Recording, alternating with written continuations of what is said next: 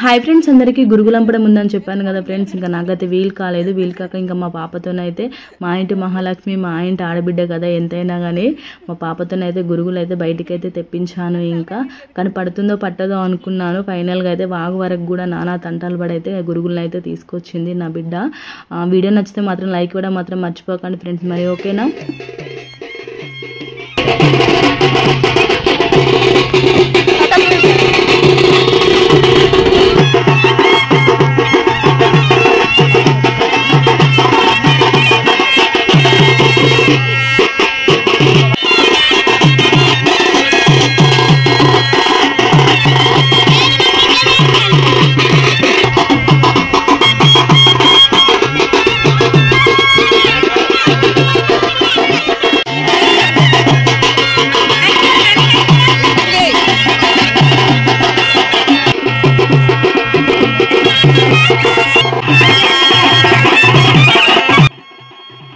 వాగులో అయితే దిగేసాం. ఇంకా గురుగులు అంపడం ఉంది. ఇంకా మేము తీసుకొచ్చిన గురుగులు, పసుపు, కుంకుమ, పువ్వులు అయితే ఇంకా గంగమ్మ తల్లికి అయితే వదిలేస్తాం. ఇంకా వదిలేసిన తర్వాత ఇంకా పైన ఇలా నీళ్ళు అయితే జల్లుకుంటాం. జల్లుకున్న తర్వాత ఇంకొక చెట్టు అక్కడ ఆ ఖాళీ ప్లేస్ దగ్గర చెట్టు పెట్టుకుంటాము. అదేంటంటే ఆ చెట్టు కూడా చాలా ప్రత్యేకత ఉంది.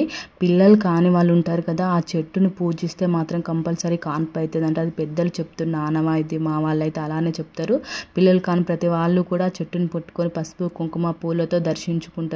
తర్వాత అలా అయిపోయిన తర్వాత ఇగో ఇలా అందరూ కూడా పసుపు కుంకుమలతో మంచిగా నిండు ముత్తైదతనంగా అందరూ ప్రతి ఒక్కరు చాలా అందంగా పసుపు కుంకుమలతో చాలా అందంగా ఉంటారు. చాలా హ్యాపీగా అనిపిస్తుంది నాకైతే. ఈ టైం అంటే చాలా ఇష్టం. ఇక్కడైతే ఇంకా అందరూ చూడండి ఎంత మంచిగా పసుపు కుంకుమలతో మొహాలను అలంకరించుకుంటున్నారో.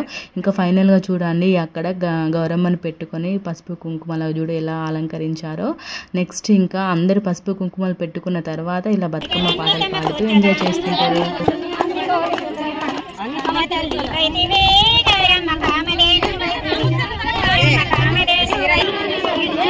హాయ్ చెప్పు.